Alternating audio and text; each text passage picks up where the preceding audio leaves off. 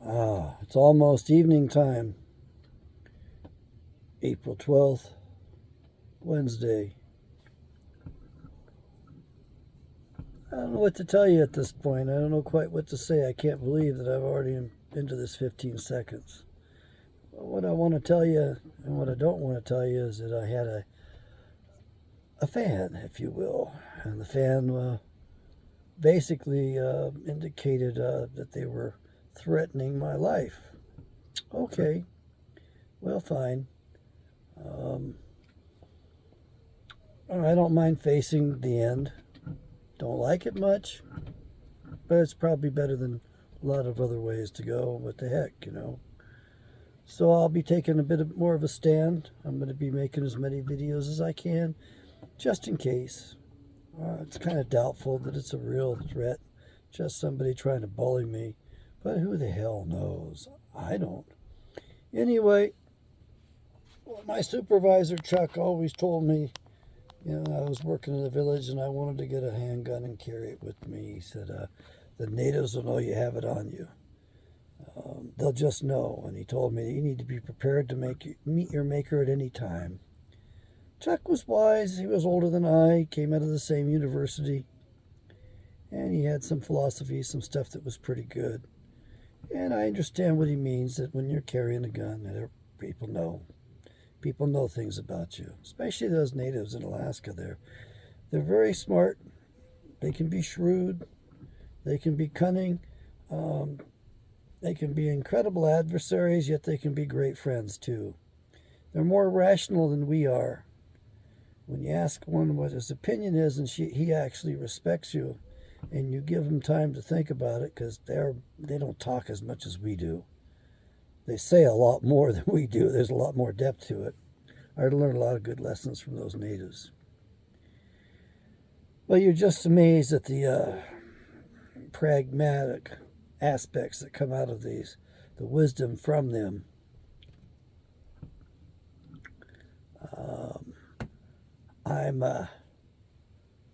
I'm kind of proud that I've come around and learned what I have learned at this point. I'm hoping you folks will learn this stuff real fast. I'm going to leave, hopefully, a legacy here so that you'll be able to tune this stuff up and tune it in the future. I plan on introducing you to Mom and Dad. I've got videos of them in my old living room right in front of that picture window with that wonderful natural sunlight for reading in my favorite chair, the chair I had made. These are pictures when they were a little bit, well, younger than what they were at the end, that's for sure. They were far healthier. And they tell you what they're about. So they give you an idea as to my parents.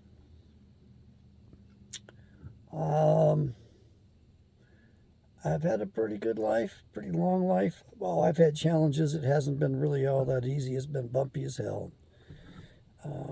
But I wouldn't trade it for much of anything at this point. Besides, it's all water under the bridge. It's all a done deal. So, I don't know why I got targeted so readily by some jackass. Yeah.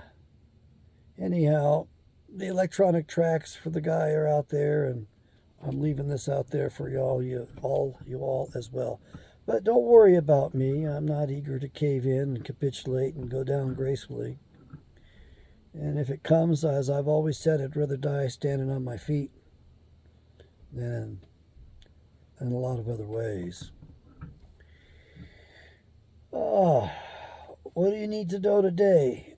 Well, we've just got a few more days until April 19th. I think that anything could happen. We definitely got the wrong people in D.C. Those people that are advising this administration are crazy. They're fucking nuts. They're insane. They will set up a nuclear war if they can possibly accomplish it. They will do it.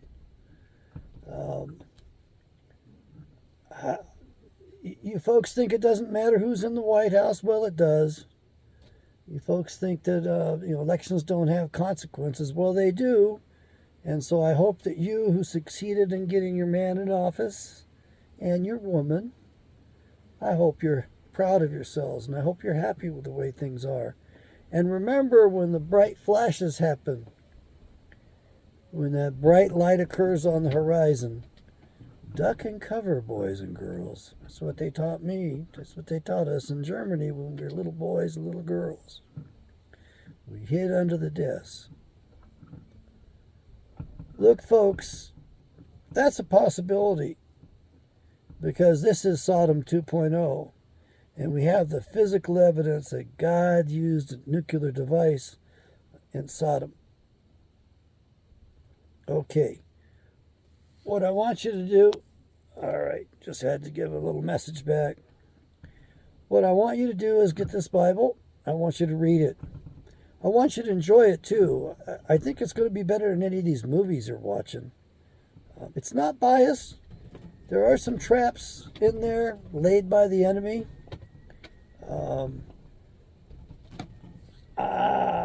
Okay, Lance. I'm kind of jazzed because I got a new companion coming here pretty soon, and I cry every time I think about my big boy. I had him for a long time, and I know that it was inanely long for a puppy dog to go 15 years, 3 months, 1 week, and a day when you got a Great Dane mixed with a black lab. He had such a majestic personality. No, I'm not going to replace him. I'm going with a smaller dog, entirely different breed. Going to get me a little girl, a poodle. I figure that's a manly dog, you know.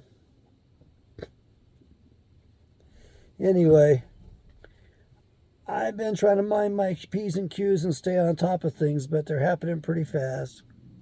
I believe I've been blessed as a result of bringing this message to you. Things are unrolling almost quicker than I can handle them. It seems like I'm a little late and I missed some blessings, and the next thing I know, it turns into something bigger and better. So it works. I pray quite a bit, not enough. It's a good idea to build that Holy Spirit. I'd like to tell you more about that stuff.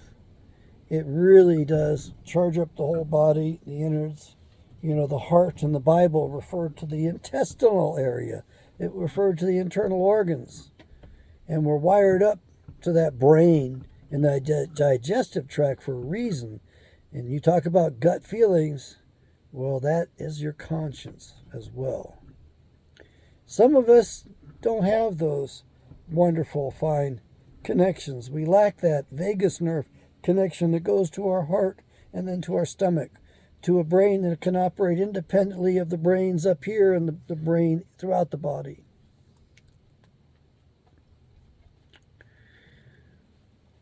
I'm pretty glad I was able to help a lot of people. I'm real glad for that. It's not enough. I guess it's never enough. I was a rescuer in my family of origin, and that's my pathology. I'm a rescuer. So I became a professional rescuer. Oh my God, do I screw up by trying to rescue others, especially when they don't deserve it. Even to my enemies, I've been pretty nice. I mean, I can't hate them completely and wish them destroyed. I mean, some of these sociopaths are real nice guys. I like this guy that I met over in Texas. Was a really nice guy, really likable. We talked quite a bit. We got along pretty well. In person, that is. Because as he said on the phone, it's just business. What kind of business? Anyway, I got to be careful of my words because they twist that stuff and use it on me. One of those little things that my mentor used in therapy, and he used it on girls, women too, on us adults, no less. And the question was posed to him by his mentor. What's a good little boy like you doing getting in so much trouble? So what's a good little girl like you doing getting in so much trouble? Folks, it was joy today on the news. I wanted to say weather, but I guess that is the weather too. What was the joy is they're now talking about men involved in fathers involved in their children's lives, and they're starting to recognize the value of the research we had that was published in 2001. My God, talk about a bunch of retards, you know what I mean? So it's fatherless parenting that's a cause of criminality. But we only have the stats and the studies on boys. On little girls, it's worse. They turn out much worse without their fathers. And you ladies out there that think, children need their mothers. You're just here to bring them into the earth, into the world. You don't turn them into the fine human beings that they need to become. You aren't capable of it. Sorry, babes, but you aren't. A lot of you are busting your butts, and you're doing noble jobs. And my hat's off to you, because you try your hardest and your best, and you're doing pretty good. But the fact is that by default, fathers should be awarded sole custody of their children, except in the case of some sort of disabling or incompetency on the part of the father or bad character. Now, I'm not saying you cut the women off completely, you cut the mothers off, but I'm saying you take the burden off of the mothers. Put it on the fathers. The fathers will take the burden. Oh, and these wonderful social programs where you're tossing money at a problem. You don't need to do that. You need to get the F out of the way. How do you do that?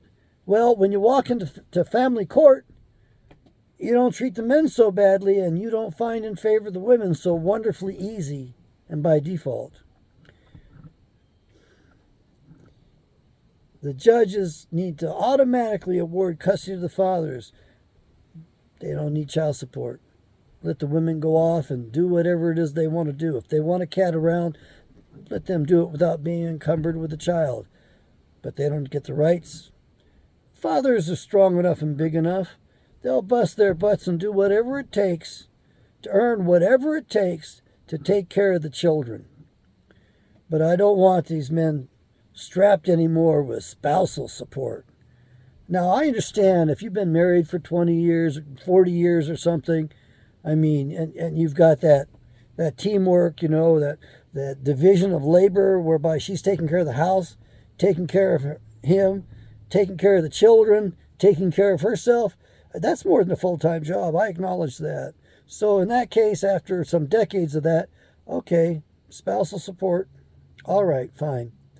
But I think that if there's a problem and the woman has caused it and she's at fault, no spousal support. So this no-fault divorce stuff has got to end. And if there's some infidelity or a breach of the contract, then the breaching of the contract, the party that causes the breach needs to suffer. But right now you're rewarding these women for bad behavior, and they're getting away with murder sometimes. You ladies want to be equal in the opportunity, but you don't want to be equal in the responsibility. And we men don't have a choice as far as having children. We get what we get. And in case you're wondering, only 40% of males across the planet reproduce. In contrast, in comparison, 80% of women reproduce.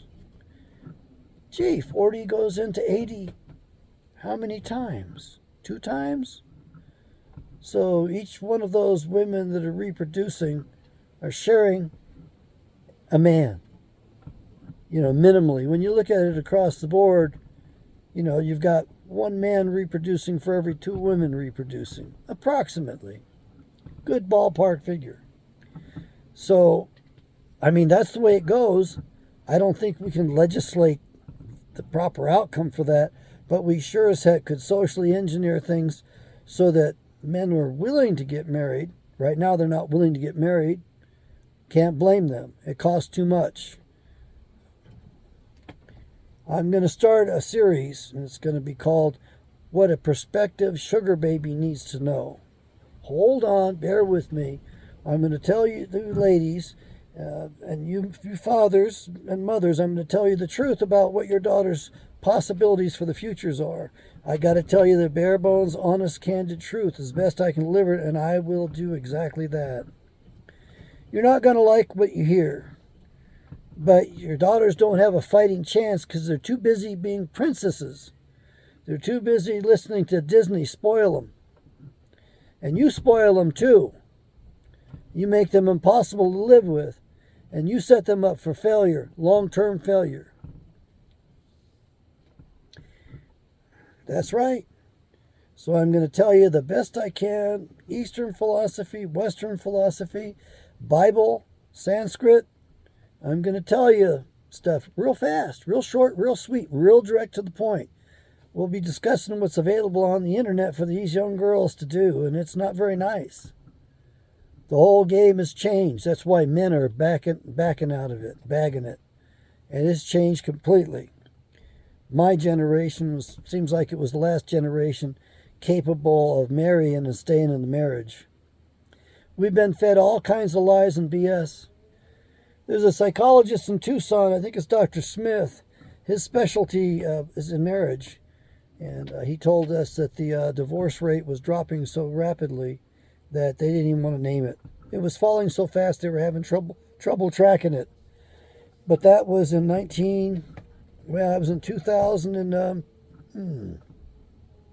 2006. The year the Board of Psychologists examiners saw fit to summarily suspend my license. They had cause to do it. You know, I was under proper treatment, and I begged the psychologist I was working with to help me and write me up an excuse. And he said, he didn't want to do that because the board was mean and nasty and cruel, and he didn't want to bring that kind of scrutiny upon me. Well, that kind of scrutiny fell upon me. Another psychologist, an older female psychologist, suggested I do things that were not in my best interest. And as a result, I screwed up and did some stuff that DOC used against me. Okay, yeah, I'll tell you about it in due time. But from that I learned two things. First, women, even those educated at doctoral level, will not take responsibility. If you're not going to take responsibility, then we can't be friends. If you're not going to be adult and honest and honorable and not push a man, then you're gone. That's all there is to it. You give bad advice and you insist the man follow your advice. I think that passage in Genesis where it says your desire will be for your husband, I think that's an error. I think the Bible really meant to say, and the original words were, your desire will be to rule over your husband, because most of you insist upon ruling the roost. Look at where it's gotten you. You're about to see your country destroyed completely. Now let's get on to a juicy little thing. Let's talk about a prophet from South Africa. His name was Siner van Rensinger. Siner van Rensinger lived at the beginning of the 20th century. He was involved in those early wars that the Boers fought. He became an advisor to the generals. He never carried a weapon with him. He refused to carry a gun. He just wasn't going to do that. He had dreams. The seer had visions, and those visions were interpreted. There were tremendous symbolism to them. And he advised the men, advised the officers where to take the men across rivers. He knew where the safe spots were. So he had the Holy Spirit with him. And I've been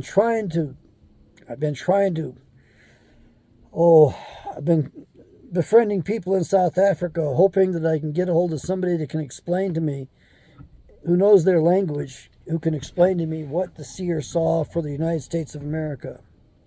So I'm going to tell you what it is as I know it, which may not be accurate because it's been translated and passed on second, third, fourth hand. The seer said that there was going to be a civil war in the United States of America. It was going to break out in the middle of the nation, middle of the country. And while we were busy fighting, we were going to be attacked from the outside. And within 24 hours, because we were so paralyzed fighting among ourselves, that within 24 hours we'd lose all of our armaments. We would cease to be a superpower, and we would become virtually defenseless. So you Democrats and you libtards and you Greens or whatever the heck you are who think you love nature, who don't spend any time in it, and you don't go hang out with the animals, you don't love the animals, you don't learn their habits, You don't learn what, animal husbandry and wildlife management are. You got some kind of weird religiosity about it, and you're backed by the commies, by the way. That's one of the ways they infiltrated us and undermined us.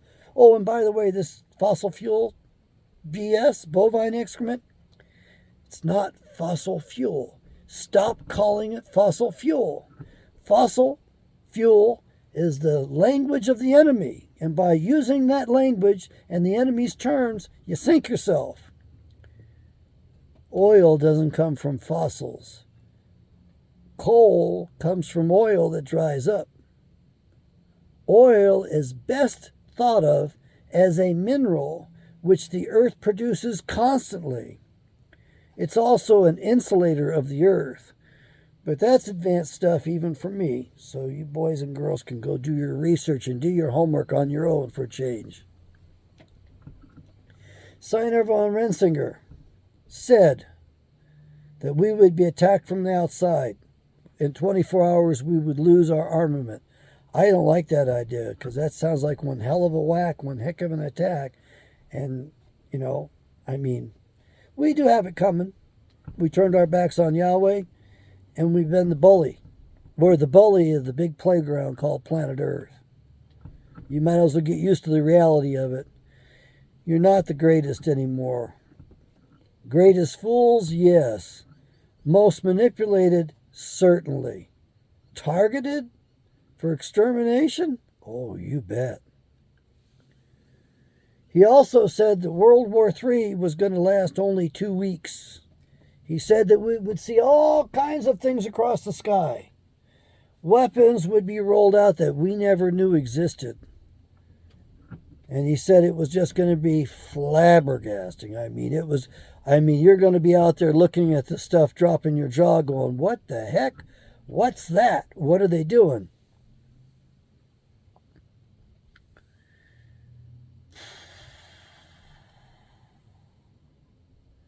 He said that whoever sided with Germany in World War III was going to be okay, was going to survive and do well. And Germany would be the next superpower. Now, you folks out there are going to say, oh, we can't have that again. Oh, my God, we can't have the Fourth or Fifth Reich or whatever it would be. Well, we're not going to get that. And there was good reason why the enemies of mankind focused on that country and attacked those poor people. Why? Because German means genuine. They're from the tribe of Judah. And the Bible says that Judah shall bear the scepter, the rulership, the power, and the authority until the return of Yeshua.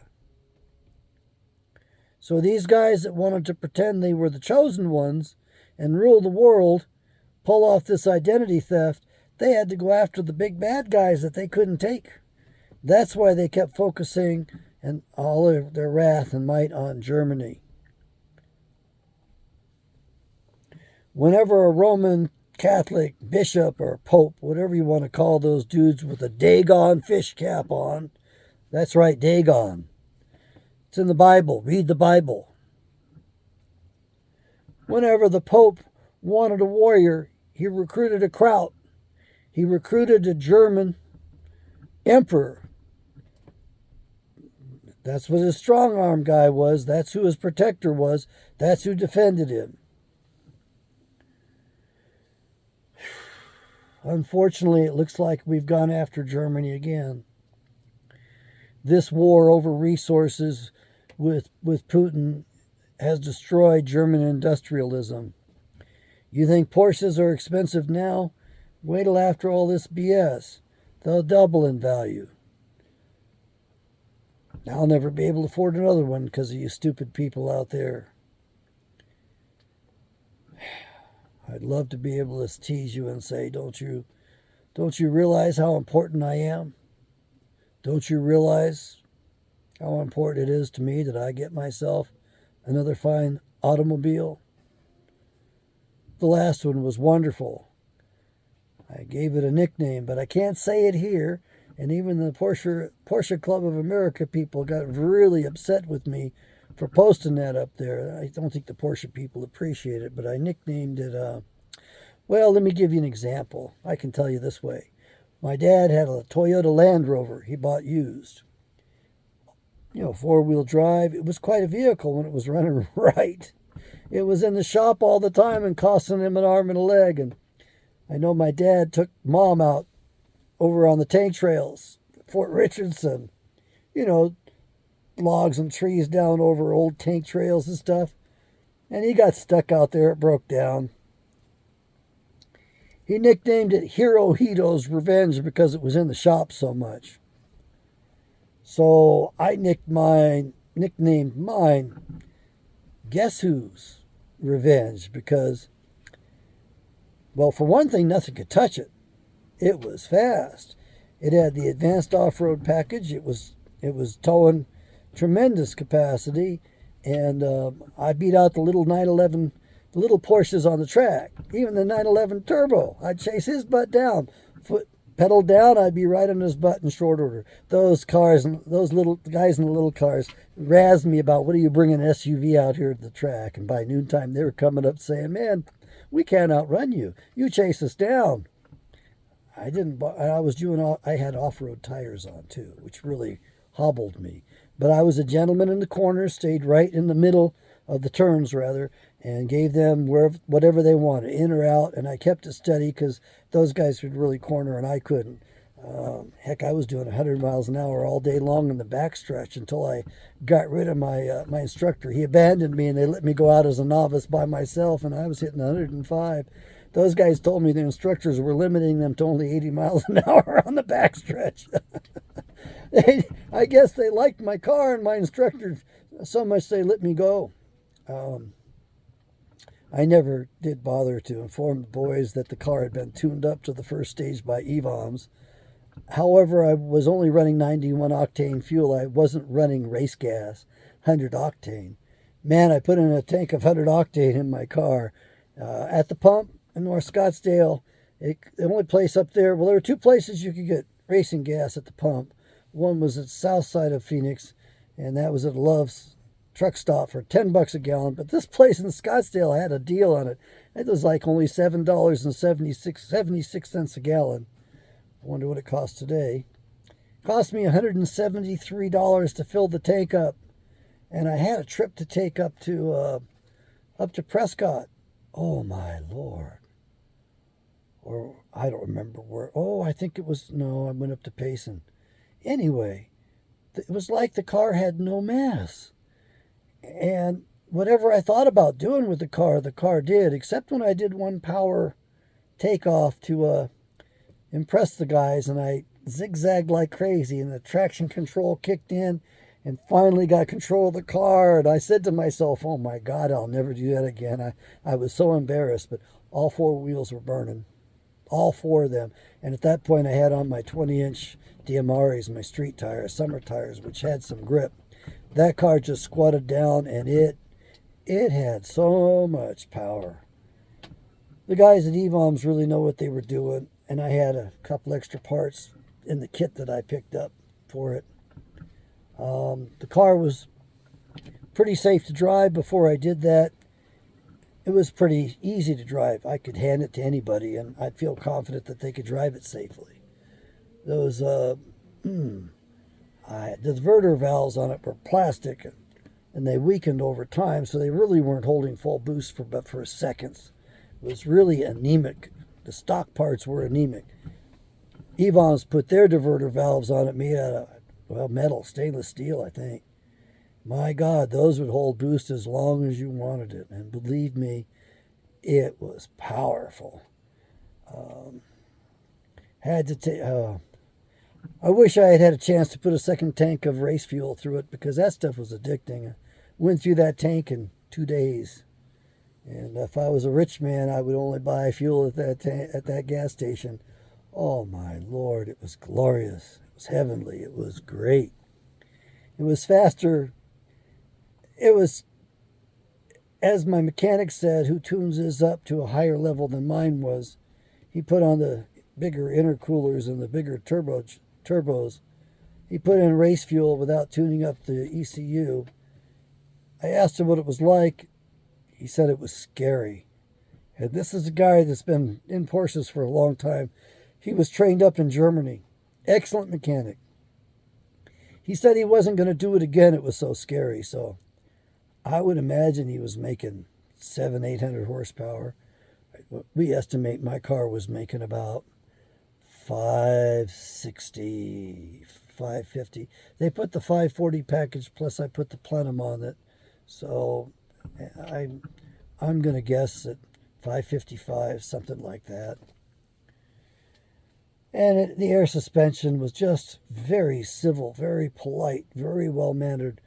As my instructor said at the track the first time, he told me to open it up a little bit in a short straight stretch. He said, "Man, this thing is deceptively fast." Oh yeah, yeah. Even my parents didn't complain about driving. Well, not as much. On the 101, whenever we got boxed in, I would hit the gas. Everybody else stood still. It was like hyperdrive. And I would just go right between them, get up ahead to an open space, back off that throttle as soon as we were in a nice safe zone with nobody around us. And my parents were used to it by then. I'm not going to tell you how fast I hit and how quick it was, but let's put it this way. The people who watched the speedometer were pretty impressed. My parents at a certain point were nonplussed. They were just used to it. Girlfriends were telling me they would fall asleep in it. It was such a comfortable drive. The problem is that even though it was a wonderful car when everything was working right, it was in the shop about 3 months out of the 12 months. Seemed like that, and costing me $1,500 a month to repair and maintain, to keep it on the road, and I was always behind a little bit on the maintenance. But I worked real closely with my mechanics and planned for things. They saw me coming, and I guess they thought I was made out of money like most of their customers, especially in Scottsdale. But once they talked to me, they realized that I really couldn't afford the car, and they did their best to help me out at that point. They're real good up there. They're real good at Porsche of North Scottsdale. They take real good care of their people, but they're used to doing maintenance a little bit prematurely. And they're not ashamed to run the bill up because most of their clients are well heeled and have got a lot of money, so they don't feel sorry for them at all. Anyway, I felt a little bit out of my element there, but they treated me very nicely. That's a dealership service area I could recommend. I'll tell you about that in a whole separate video. This is just going to be mid-afternoon musings. Just going through whatever I want right now, just sort of discharging here with you. I do appreciate you being with me. I really do. It means a lot. I'm getting a lot more out of this than what I'm giving. Of course, I got some grief from that one fan.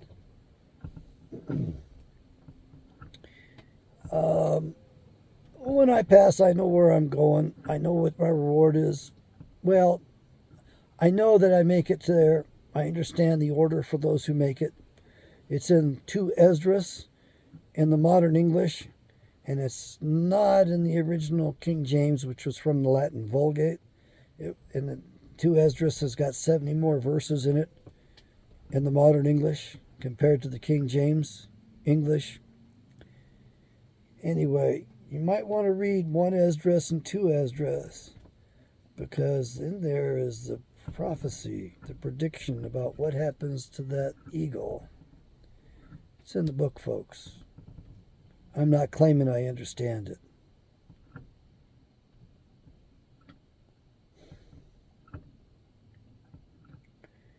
I ask you to read that and share with me whatever you come up with. Whatever hunches, whatever your wild guesses are, whatever you brainstorm, you can email me or you can put it in notes. I want to know what you think those wings of that bird are. I don't want to tell you what I think of it just yet. I don't think I have it right. But we'll see. I'd like to compare notes with you. There's nothing more fun than talking about what's in the Bible with my brothers and sisters. I mean, as long as we're respectful and we hear each other out and we brainstorm it and we come up with all these different possibilities, The Spirit is there. The Holy Spirit is there. Yahweh's Spirit. Yahshua said, wherever two are gathered in my name, there I am. Yeah, and there I am means there his Father is. Our Father is as well.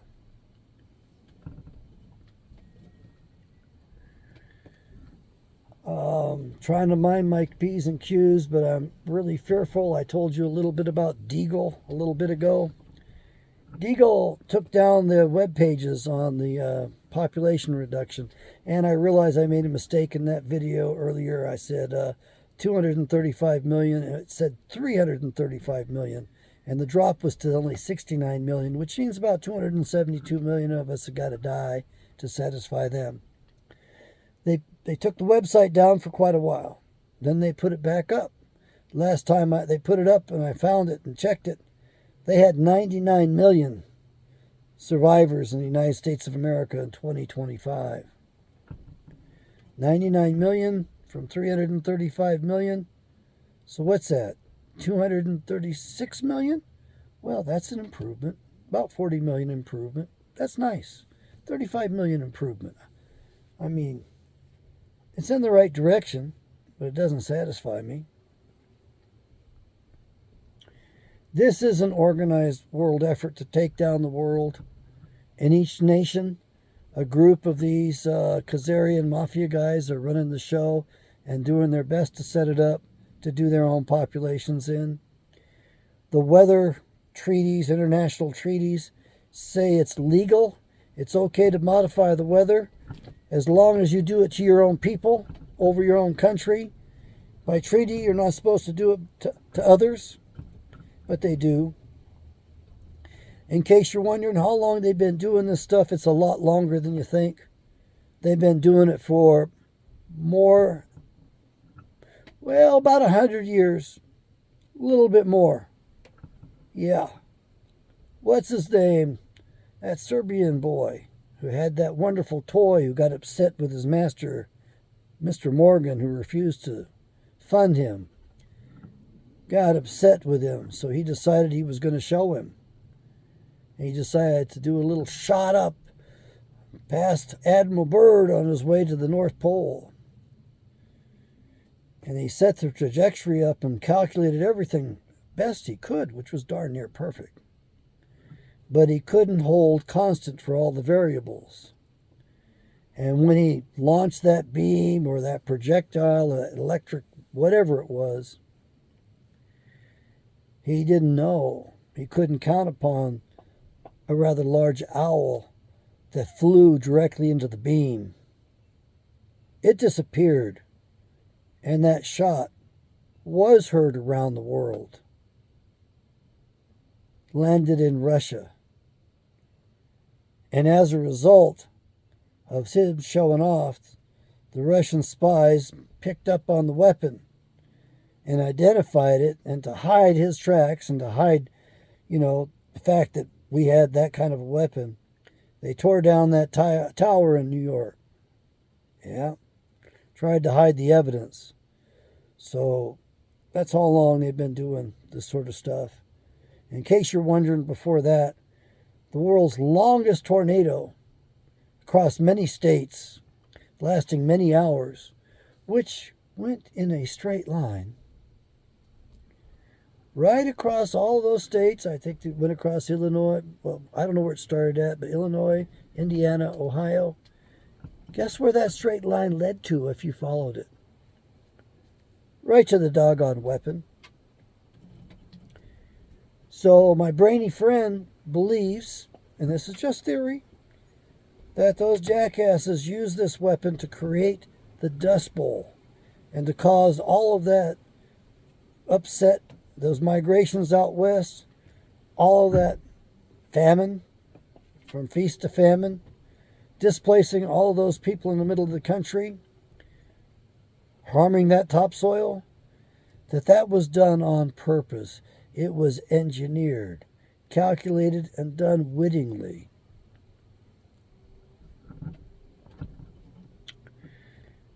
The guy invented ray guns as well. And time travel. Yeah, they've been doing that too. Anyhow, it's pretty easy to come to these conclusions and to realize these things, but evidently I got a fan out there who's not too happy with me talking like I do. Well, my job is to wake you up, to wake up my brothers and sisters in Israel. Most of you who are listening to this are Israelites. I don't know how many of you know that, how many of you know who you are. But I want to tell you that the biggest identity theft in history was pulled off after y'all, after us. Remember, the devil wanted to take Yahweh's place.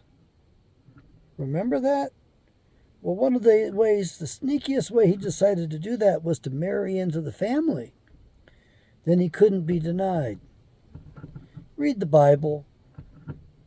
Focus on Genesis. There's a lot of lessons there. Like why different groups of people wanted to intermarry with other groups of people and what the outcomes were that they were hoping for. Yahweh wasn't mean or cruel like a lot of people want to make him out to be. Yeshua did not distance himself from himself. You're missing the information. You've got to fill in the missing information. If you had the other, 134 books or whatever it is that belonged in the Bible, then you would have the information and you would understand the bigger picture better. But there was something wrong with all those peoples that they were ordered to kill. According to Eustace Mullins, God had worked with them for 4 centuries rather, and they didn't come around. They wouldn't come around. They were doing the child sacrifice and all that stuff. Meeting in the groves, and back then they didn't do it in secret. They did it in public.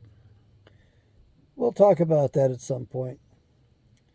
I want to wind this up. I think you've got more than enough for right now. If you need to go through this again, go ahead and go through it again.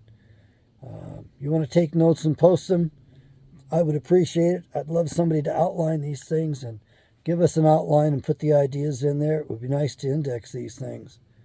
I'm doing low profile as I can. I'm trying to be as polite as I can. Oh, by the way, the bad guys, the evil guys, they feel they painted themselves into a corner and they're looking for a way out. So they'll probably leave me alone because I kind of cover for them a little bit. They think that I'm going to be forgiving. Yes, I've got a soft heart. I understand that. Yes, I have strong emotions. And I feel bad even when I beat up the other kid after he starts it. I ain't much of a fighter, I admit it. But in some ways, I'm a better fighter than what they think. My training was very rigorous. There has not been a trained psychologist like me in a long time. I might be the only one. I think I am. I was in training in Alaska for 6 months. I did my job properly according to the rules and regulations and statutes. I made my reports. I had to leave Alaska because of that, because it was so corrupt. These kitty diddlers are everywhere. And as a result, I went to Mississippi and they decided they wanted to exploit me and keep me for longer than 6 months, which I objected to initially, but now I look at it and I'm so glad they did, because those were the best times of my life in many ways. They really were a lot of fun. The master's level therapists would sort of conspire and kind of beat on me and chide me, and they actually liked me quite a bit, and they set me up for some crazy stuff. And it was pretty funny. I don't know if I can talk about that stuff or not. I have to think about that. It's always good to have a good laugh. Anyway, I had one supervisor and my back gave out in testing. So I ended up with the other supervisor, and he didn't want me, and he made it real clear. And I had an opportunity to change offices. I was in the interior with no windows, a bunch of blue brick around me, and, Anyway, those are the early original police colors, that light blue like the butterfly's wings. And an office became available next to my new supervisor, and I thought, shit, this guy doesn't like me, and I don't think he's gonna pass me. I don't think he's gonna endorse me. So I decided to camp out on his doorstep. His door was here, my door was there, and there was like that much separation in the corners of the wall. So I figured either the guy was gonna come to hate me, which I thought he already did, and get rid of me, or he was going to love me. He was going to hate me or love me. It was going to be one or the other. It couldn't be both.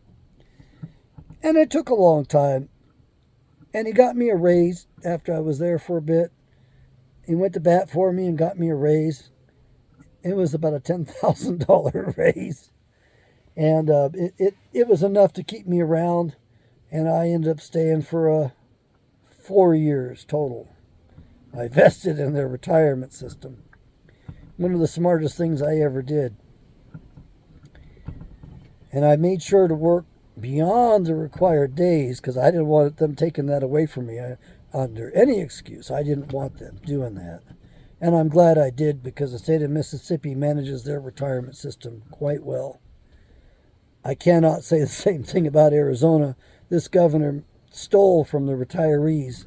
He had the legislation changed so he wouldn't have to give us a cost of living raise. It would have been the first one we had in 9 years. So I don't like him much. I think he's just a member of an organized crime family. I think he's been taken from the state left and right. I think he's under the Chi-Coms. I think that he's doing their bidding, setting you all up for these horrible things that are a new kind of therapy that is not protected by law, in case you're wondering. But they pulled a big bunch of frauds on us in every which ways. This is just another one. And he's continued in the tradition of the fraud going on in the Arizona Department of Corrections. Yeah. I had that explained to me by a very intelligent, brilliant man.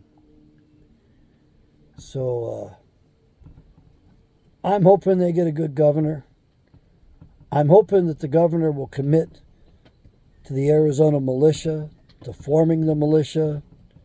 He does need to fund it. He will need to fund the defense. You know, the state's attorney general is going to have to defend the militia because the federal government will go after the militia all the way to the Supreme Court. But they're going to have a rough time trying to say that these guys cannot do their job as dictated, specified, delineated in the Constitution. They're going to look pretty bad if they rule against the militia. We need our militia. The governor of the state, cheap-ass chintzy state, doesn't respect degrees or expertise. They don't need to pay these guys a cent. They don't need to arm them. They don't need to equip them. They don't need to do a damn thing. Just authorize them, create the Arizona militia, and let them do as the Constitution tasks them to, which is to quell insurrections and to defend our borders. Those boys will bring their own guns. They'll pay for their own armaments. They'll provide their own ammunition. Won't cost Arizona anything. We need to return to self-rule. Arizona never got to have a militia because Arizona became a state in 1912. And the militias were disbanded by the federal government by the 1902 Dick Act. Yeah, they put the penis to us. They screwed us good. Here you go, America. Bend over and take that. They took our militias away from us. Very unconstitutional act. It's also called the Militia Efficiency Act of 1902. We don't need a professional militia. It needs to be voluntary, just like Congress is voluntary. Anyway, I hope you're getting something from these. I'm getting a few views. I already had one good tip. Y'all don't like looking at commercials, And I don't want to feed this beast system, and I don't want some weird commercials coming across this thing. So I'm not going to apply to commercialize this channel. I'm going to forego that income. I hope that also helps me in terms of the scrutiny, that I won't be scrutinized so much, and that this will be regarded as my free speech rights, my First Amendment free speech rights, which are guaranteed by our founders.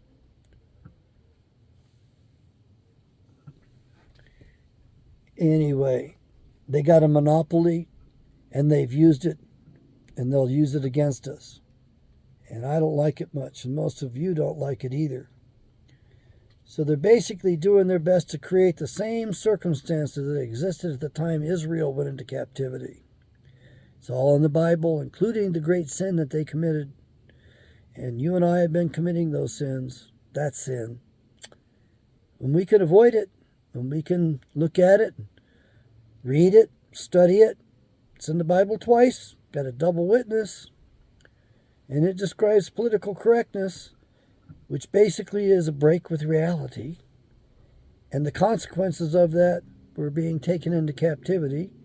And you are taken into captivity, and you've been deported from one jurisdiction called constitutional landed citizen of your states to another jurisdiction called admiralty law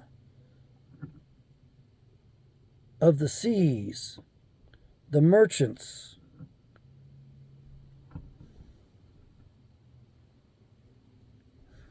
There's other names to call it. Slipped my mind right now, but martial law. I want you to wake up. I want you to defend yourselves. You need to sharpen your mind so you can make finer discriminations of judgment. There's nothing wrong with making finer discriminations of judgment. You should pray for that. Pray for very fine judgment, very fine discriminations and judgment, so you can make the proper decisions, the best decisions for you and the best decisions for others. Because a lot of you are going to be judges and you don't know it yet. But somebody's got to judge these bad guys. We certainly can't let them be judged by these judges that are totally beholden to the bad guys, because they got the goods on them, and they got them all in there with all kinds of records on them and all kinds of videos of them doing stuff with kiddies and other stuff. I mean, it's horrible. Yeah, that's what the FBI did. They made sure these guys had blackmailable backgrounds, and they documented that to the hilt. J. Edgar Hoover left them with some nasty habits. So they used that to blackmail people and control them. Oh, they don't take them out of office for it. As long as they're doing their will, they're happy to leave them there.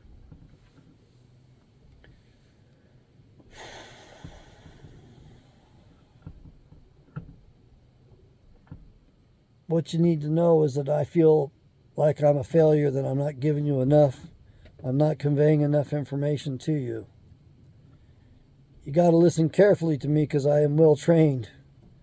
And there are things that I'm conveying to you that I don't even have any control over consciously. Yes, I get to ride in that spirit. And you don't want to follow in my footsteps, I don't think, because it gets pretty ugly at times. Believe me, it's been pretty rough. And the problem is you end up alone. You might be outstanding in your field and standing all by yourself. You have to be prepared to stand by yourself in this effort. When you can do that, then you're ready. Pastor Jerry Wicke emphasized upon me. And of course, he told me that this sort of message attracted a bunch of oddballs, and we were kind of screw-ups. We all were characters, and I loved my brothers and sisters deeply, and we did get on each other's nerves. Yeah, some of them got on my nerves. Some of them went off the deep ends, too, with their thinking. Anyway, Rex gave me real good advice.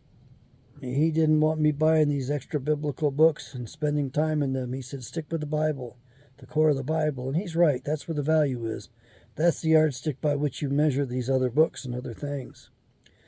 So yes, I pull from talking with my brothers and sisters, other Bible readers, men older than myself. We're losing them rather rapidly. Some people stay in the spirit and in the message, and then they wander off it. They deviate from it way too much. So you got to take the best you can from them and ignore the bad stuff. Got one brother whose goal is to keep peace, because we tend to argue and fight among ourselves too much. And by the way, the intelligence agencies send their jackasses into us, among us, against us all the time. There's traitors among us. Some of these leaders turned out they're on the FBI payroll. They're informants. The FBI visits them regularly. So there are no secrets. So when you hear some wild-eyed idea, just let it go. Ignore those people and slip away without making a fuss. Man, they take some of these kids that are 19, 20, 21 who are marginally mentally stable, and they ratchet it up on them, and they try to turn them into shooters, or at least the players, or patsies, for their false flag stuff. Like, there's some false flags I could point at. I try not to remember that stuff too much. It gets on you after a while, but they had one boy that was 21 years old, and I think what saved him is his parents were in Indiana, and his parents complained that the FBI, or was it the CIA, they complained that one of those groups was trying to brainwash their son and use him to foul ends, and they were. They do that all the time. Look at Michigan. Those guys that connived to kidnap the illustrious, wonderful governor of Michigan. She's not that important. She's not that valuable. That's another one of those things that the FBI sets up. It's like the original bombing, the first bombing of the Trade Towers. That's one of those things the FBI set up. It's like the Oklahoma City bombing. They were involved in the cover-up of that and all that. They were involved in the cover-up of the Kennedy assassination. They were involved, there were two different groups of FBI involved in the W-54 nuclear warhead fiasco, whereby the nuclear warheads, the good ones, were selected from our stockpiles, not the ones that weren't reliable and wouldn't detonate. Whoever did it knew what they were doing. They picked out the good warheads.